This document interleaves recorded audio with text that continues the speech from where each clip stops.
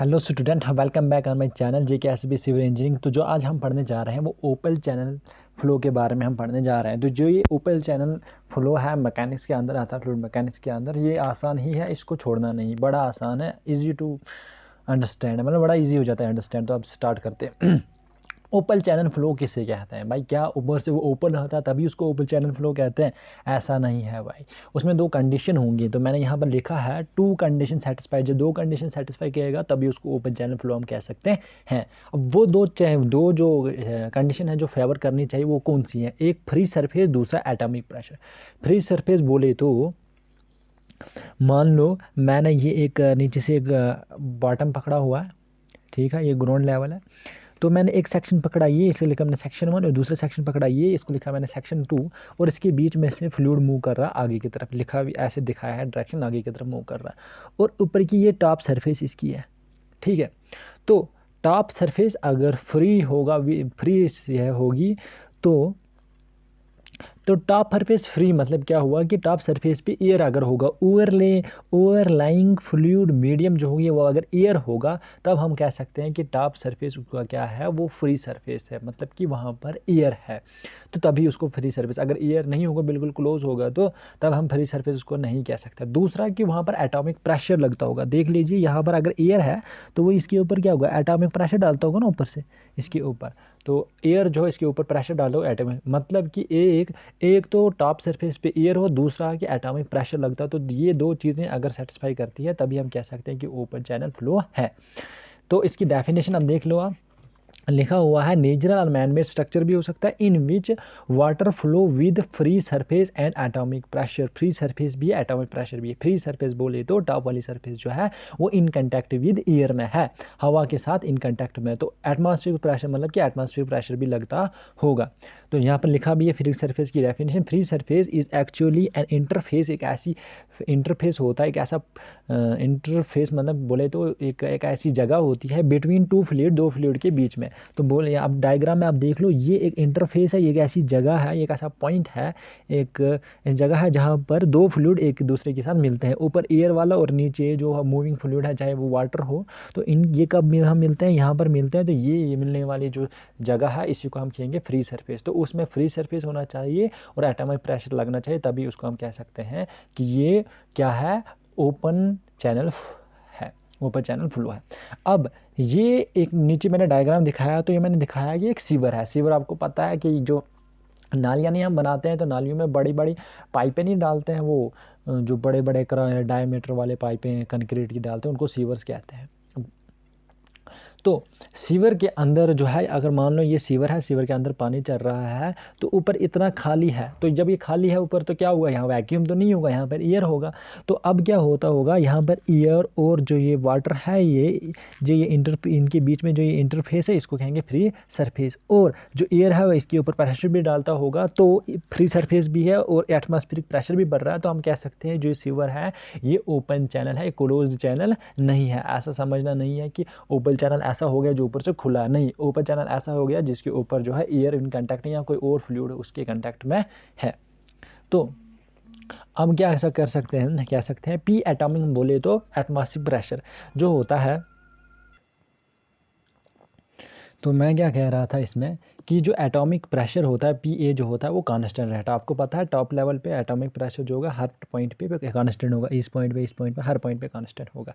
अगर मैं इसका क्या करूँ, डिफ्रेंशिएट करूँ, del P upon with respect to x करूँ, डिस्टेंस के करूँ, तो वो क्या आ जाएगा, वो ज़ीरो आ जाएगा, क्योंकि पहले एटॉमिक प्रेशर जो प्रेशर का अगर ये है डिफ्रेंशिएशन करूँ तो वो ज़ीरो आ जाएगा, कांस्टेंट का जो है डिफ्रेंशिएशन ज़ीरो आ जाता है।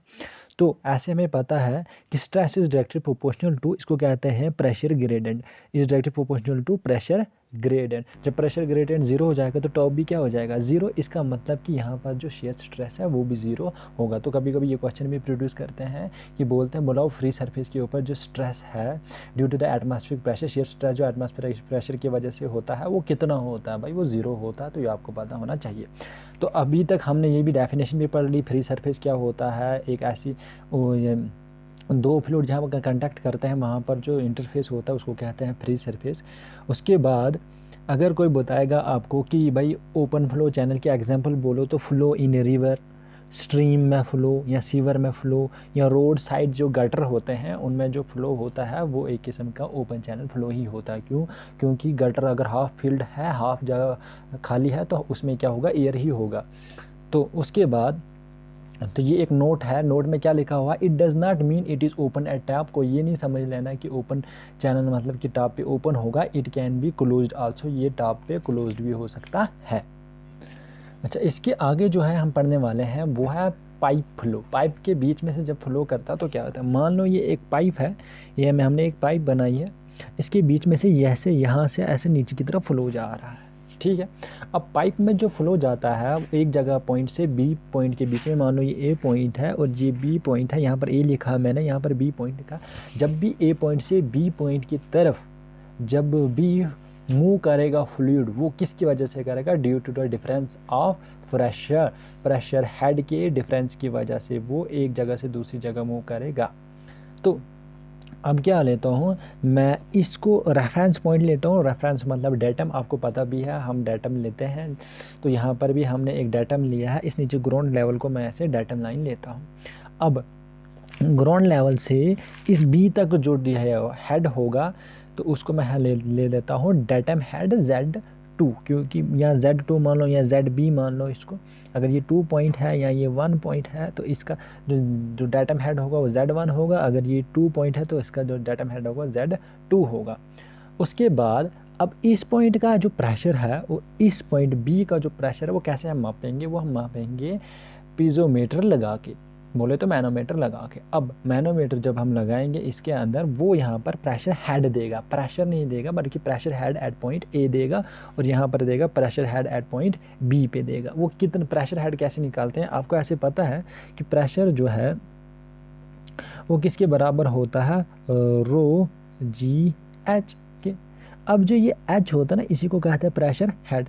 अब एच को वहीं पर रखो, ऐसे एच को मैं यहीं पर रखता हूँ, तो इसको इसके नीचे ले आता हूँ तो बनेगा P अपान रो जी। समझ में आया?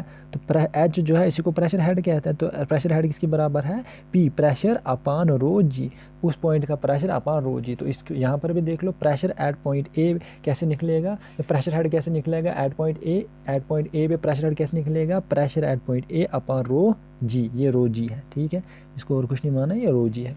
अगर मैं बी पॉइंट पे मानूँ देखो तो pressure at point B upon rho जी।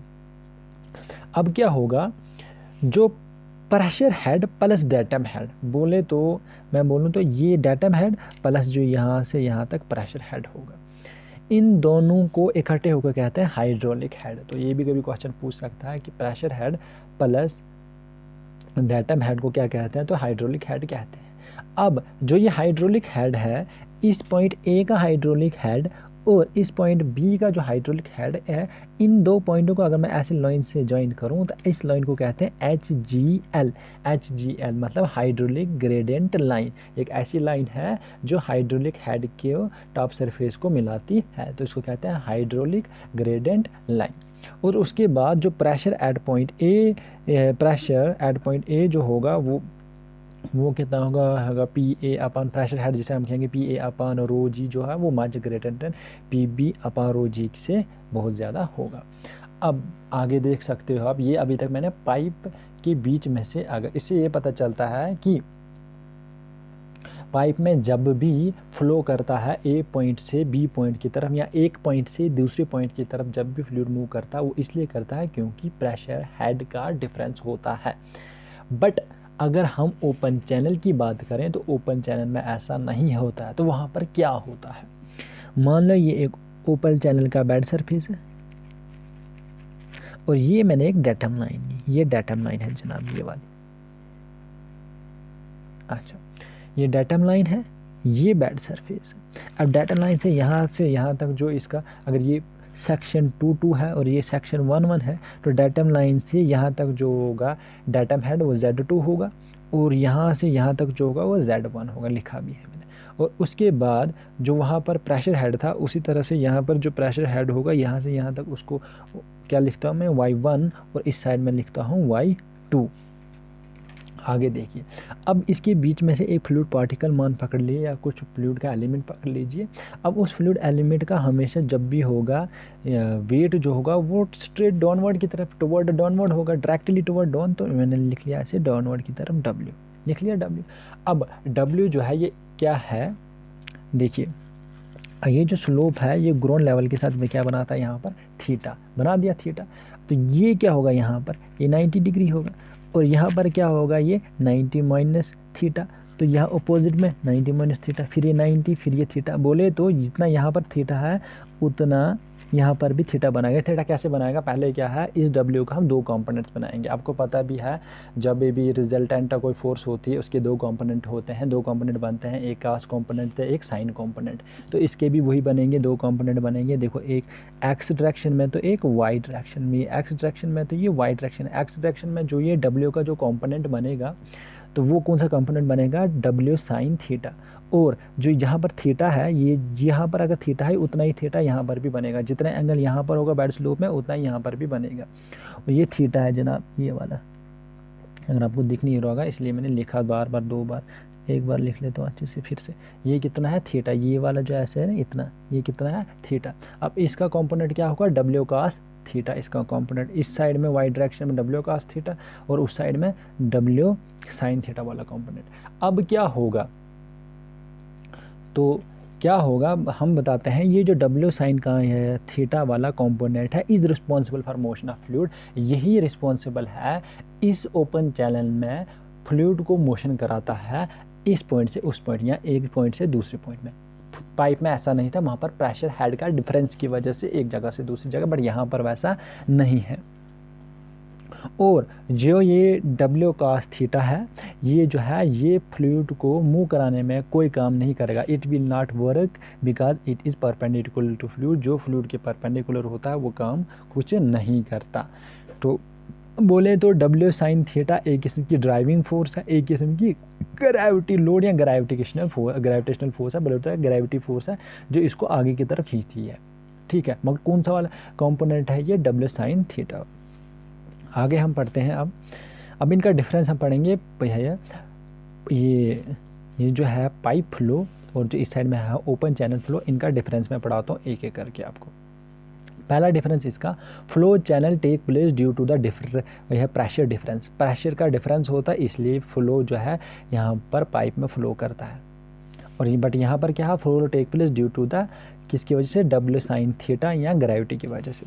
दूसरा देखिए यहाँ पर HGL हाइड्रोलिक ग्रेडियंट लाइन जो है above the top surface of the pipeline की जो टॉप सरफेस लाइन है उससे भी ऊपर HGL होता है। तो देख सकते हो आप, ये टॉप सरफेस है पाइप की, यहाँ से यहाँ तक टॉप सरफेस है, बट इससे भी ऊपर HGL है। ये देखिए कहाँ पर है, दिख गया ना आपको। बट अगर आप ओपन में देखिए, in open channel flow HGL lies on the free surface पे ही HGL होता है। HGL में ना हाइड्रोग्रेडियंट लाइन कहाँ पर होती है, यहाँ पर हाइड्रोग्रेडियंट लाइन होती है। अब यहाँ पर हाइड्रोग्रेडियंट कौन सी होती है, Z2 प्लस Z1, इस साइड में Z1 प्लस Y1, इस साइड में हाइड्रोलिक हेड और इस साइड वाला हाइड्रोलिक हेड। तो ये बन गया हाइड्रोलिक HGL वाली लाइन, HGL फ्री सरफेस के ऊपर ही होती है। अब तीसरा डिफरेंस क्या है, pipe are generally rounded, pipe generally rounded होती है, बट ओपन चैनल कैसे शेप में हो सकता है, यह the can be any shape like triangle shape. ये क्या होता है, इसको ये है एक किस्म का ट्रेपिज्म, ऐसे मैंने बनाया है, ट्रेपिज्म शेप भी हो सकता है और ऐसे रेक्टेंगुलर शेप भी हो सकता है। अब क्या इतने आगे बनाया गया, बताया गया है, Reynold number is used for analysis करने के लिए रेनॉल्ड नंबर इस्तेमाल किया जाता है। अब रेनॉल्ड नंबर किसके बराबर होता है, रेनॉल्ड नंबर होता है inertia force upon viscosity force, या इसको हम ऐसे भी लिख सकते हैं RE is equal to ρVD upon mu. But इसको अगर देखा जाए तो यहाँ पर जो है फ्रॉड नंबर इस्तेमाल किया जाता है एनालिसिस करने के लिए। ये भी कभी पूछ सकते हैं कि ओपन चैनल में एनालिसिस करने के लिए क्या आता है, तो वहाँ पर फ्रॉड नंबर जो लगता है तो FR जो है बराबर होता है root of inertia force upon gravity force. तो इसको हम ऐसे भी लिख सकते हैं V upon under root GD। V क्या होता है वेलोसिटी, D क्या होता है हाइड्रोलिक डेप्थ भी कहते हैं। तो आगे देखिए सर, आगे क्या है, इन case of open channel flow, open channel flow में क्या होता है, रेनॉल्ट नंबर अगर लेस देन 500 हो तो लैमिनार फ्लो मानते हैं, रेनॉल्ट नंबर अगर ग्रेटर देन 500 हो और लेस देन 2000 है, मैंने यहाँ लिख लिया है 2000 है, तो वो क्या माना जाता है, ट्रांजिशन फ्लो। बट अगर रेनॉल्ट नंबर 2000 से ज़्यादा हो तो टर्मिनेंट फ्लो। बट अगर हम उसमें पाइप में जाएं तो रेनॉल्ट नंबर अगर 2000 से लेस हो तो लैमिनार फ्लो, वहाँ पर किससे लेस, 500 से लेस देखिए, और यहाँ पर किससे 200 या 2000 से लेस पाइप। और रेनॉल्ट नंबर अगर 2000 से 4000 के बीच में ट्रांजिशन और 4000 से ग्रेटर हो तो टर्बुलेंट। तो ऐसा क्वेश्चन भी पूछ सकते हैं, बताओ which of the following statement is true in case of open channel flow या in case of pipe laminar flow, यहाँ से यहाँ तक बोलो कहाँ तक है, या ट्रांजिशन फ्लो, कोई भी क्वेश्चन इनमें से क्रिएट करके वो डाल सकता है, तो आपको ये पता होना ज़रूरी है। इसके आगे जो मैं आपको पढ़ाना चाहता हूँ यहाँ तक ख़त्म हो गया। अब मैं आपको पढ़ाऊँगा कि टाइप्स ऑफ चैनल जो ओपन फ्लो चैनल्स हैं इसके बहुत सारे टाइप्स हैं। तो फर्स्ट टाइप जो है artificial and natural channel. Artificial पता ही चल जाता है, मैन मेड को कहते हैं आर्टिफिशियल। नेचुरल होते हैं जो गिवन बाय नेचर, नेचर से बने होंगे, हमने तो नहीं बनाए हैं भाई, नेचर की वजह से बने हैं। अब आर्टिफिशियल कौन से आ गए, कैनाल सीवर आ गए भाई। आर्टिफिशियल चैनल्स तो हम ही बनाते हैं, कैनाल भी हम ही बनाते हैं, सीवर भी हम ही बनाते हैं। बट अगर देखा जाए रिवर, लेक, अच्छा स्ट्रीम, ये सारे आ गए नेचुरल चैनल्स। उसके आगे जो आता है prismatic and non prismatic channel. कभी कभी पूछ सकता है कि प्रिस्मेटिक और नॉन प्रिस्मेटिक क्या होता है। प्रिस्मेटिक चैनल की डेफिनेशन ये लिखिए, इस डेफिनेशन से आप समझ लोगे क्या होता है। Channel in which cross section, shape, size, bed slope are constant, जिसमें सारा कांस्टेंट रहता है throughout the layout. Throughout the layout में, लेआउट समझ बोले तो ऐसे कोई चैनल है, ये चलता बन रहा है, ऐसे चलते चलते थ्रू आउट द चैनल, चाहे इस सेक्शन पर पकड़ो, ये सेक्शन 1 पकड़ो, ये सेक्शन 2 पकड़ो, ये सेक्शन 3 पकड़ो, सारे सेक्शन में क्या होगा, इसका शेप, साइज और बेड स्लोप बिल्कुल कांस्टेंट रहेगा, तो हम कहेंगे इसको प्रिस्मेटिक। अगर अदरवाइज नॉन प्रिस्मेटिक, अगर अलग अलग सेक्शन पे अलग अलग उनकी वैल्यू मतलब शेप होगी, अलग अलग साइज होगा, बेड स्लोप होगा, तो हम सीधे बोल सकते हैं उसका क्या, कि ये जो है ये नॉन प्रिस्मेटिक है। अब आ गया उसके बाद rigid and mobile boundary channel. तो रिजिड और मोबाइल बाउंड्री चैनल में क्या होता है, रिजिड से आपको पता ही चल जाता है कि रिजिड मतलब फिक्स, मोबाइल से ही पता चल जाता है मोबाइल मतलब चेंज हो सकता है। तो रिजिड में क्या होगा, इसके जो पैरामीटर्स हैं, जैसे फॉर एग्जांपल मैं बोलूँ तो ये जो है नीचे बेड स्लोप, या जो ये साइड वाला ये जो है साइड, ये जो नीचे विड्थ है या ये साइड है, ये बिल्कुल चेंज नहीं होगा। ये इसका लेआउट है, मान लें ये एक कोई लेआउट है किसी चैनल का, कोई भी चैनल पकड़ो। अब इसमें क्या होगा, बी कांस्टेंट रहेगा। बी बोले तो यहाँ से यहाँ तक वाली विड्थ कांस्टेंट रहेगी। इसमें रिज्ड में क्या होता है कि विड्थ कांस्टेंट, रिज्ड की बात कर रहे हैं इस वक्त हम। लेआउट भी कांस्टेंट रहेगा। लेआउट कांस्टेंट बोले तो मतलब कि कोई ये ना सोचे कि पहले लेआउट ऐसी थी फिर बाद में लेआउट ऐसे चली गई, या कहीं यहाँ ऐसे चली गई, मतलब कि साइड वाली जो है वॉल्स उसने चेंज कर दी, ऐसा नहीं रहेगा। लेआउट भी बिल्कुल सेम टू सेम रहेगा, रिज्ड में हिलेंगी नहीं, जो लेआउट होंगी वही लेआउट रहेंगी। उसके बाद डेप्थ ऑफ फ्लो जो है वो नॉट कांस्टेंट, ये कांस्टेंट नहीं है। डेप्थ ऑफ फ्लो रह भी नहीं सकता कांस्टेंट, वो डिपेंड करता है कि कितना डिस्चार्ज है। अगर डिस्चार्ज आपने इसमें ज़्यादा कर दिया तो डेप्थ ऑफ फ्लो भी बढ़ जाएगा, अगर डिस्चार्ज कम कर दिया तो डेप्थ ऑफ फ्लो भी कम हो जाएगा। सिर्फ डेप्थ ऑफ फ्लो जो है इसमें कांस्टेंट नहीं रहता। तो इसमें क्या रहता है, इसके आगे सर जो रफनेस मैग्नीट्यूड है क्या वो कांस्टेंट रहेगा या चेंज होता जाएगा। ये रफनेस कांस्टेंट क्या होता है, रफनेस कांस्टेंट मतलब कि साइड्स में या नीचे बॉटम पे जो हमारे जैसे ये एक कोई चैनल है, इसके बॉटम पे या इसके साइड्स पे जो है, जो वहाँ कैविटीज़ जैसे होंगी, खुरदरापन जो होंगे, क्या वो बढ़ेंगे या कम होंगे, नहीं, वो बिल्कुल कांस्टेंट रहेंगे, इसमें वो बढ़ेंगे नहीं, जिनकी वजह से फ्रिक्शन मिलती है वो अगर पहले की जितनी होंगी बाद में भी वैसे ही रहेंगे, तो कांस्टेंट रहेगी।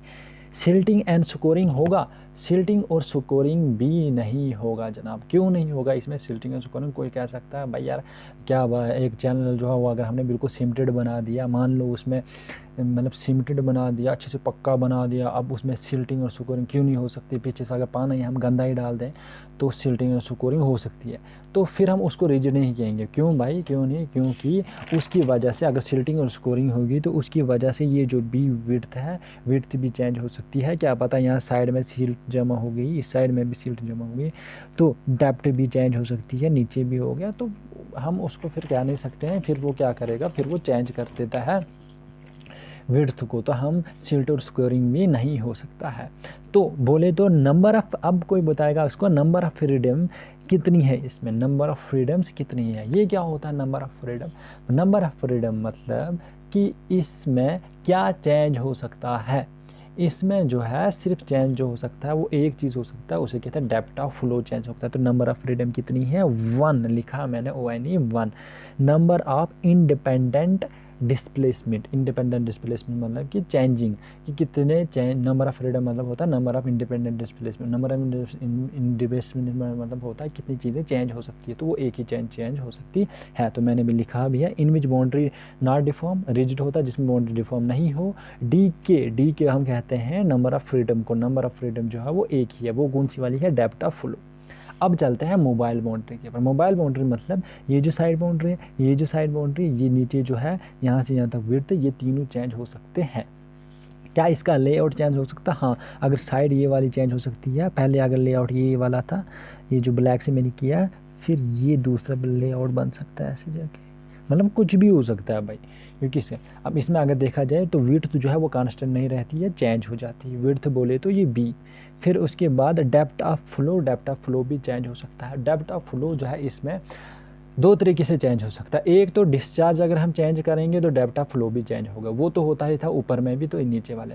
दूसरा ये, अगर नीचे ये बॉटम में स्कोरिंग हो गई इसके, मतलब कि यहाँ पर ये नीचे बॉटम जो है उठ गया, पानी से बह गया, समझते हो ना कि पानी से बह गया मतलब कि नीचे एक किस्म की इरोजन हो गई। अगर एक किस्म की इरोजन हो गई तो डेप्थ ऑफ फ्लो तब भी इंक्रीज या डिक्रीज हो सकता है, इंक्रीज हो सकता है, चेंज आ सकता है डेप्थ ऑफ फ्लो। रफनेस क्या चेंज हो सकता है? रफनेस जो है, हाँ सच बात है, जो साइड स्लोप है क्या पता कहीं पर वो टेढ़ी मेढ़ी हो गई, ऐसे रफनेस भी चेंज हो सकती है। लेआउट भी आप भी मैंने दिखाया, वो भी चेंज हो सकता है। इसका मतलब कि इसमें width, depth of flow, roughness, layout, ये चार चीज़ें चेंज हो सकती हैं। तो हम कह सकते हैं डी के नंबर ऑफ फ्रीडम कितनी है इसमें? 4। अब मैंने बताया था इसमें discharge is degree of independent freedom, वो छोड़िए इसको। अच्छा, इसमें क्या बताया है? Boundaries are deformable, silt and scouring हो सकती है भाई, और डिग्री ऑफ फ्रीडम कितनी है भाई? 4। तो मुझे उम्मीद है कि आप यहाँ तक समझ गए होंगे। Thank you very much for watching my videos, और शेयर करना और सब्सक्राइब ना भूलिए। मैं और से और वीडियोस लाने की कोशिश करूँगा।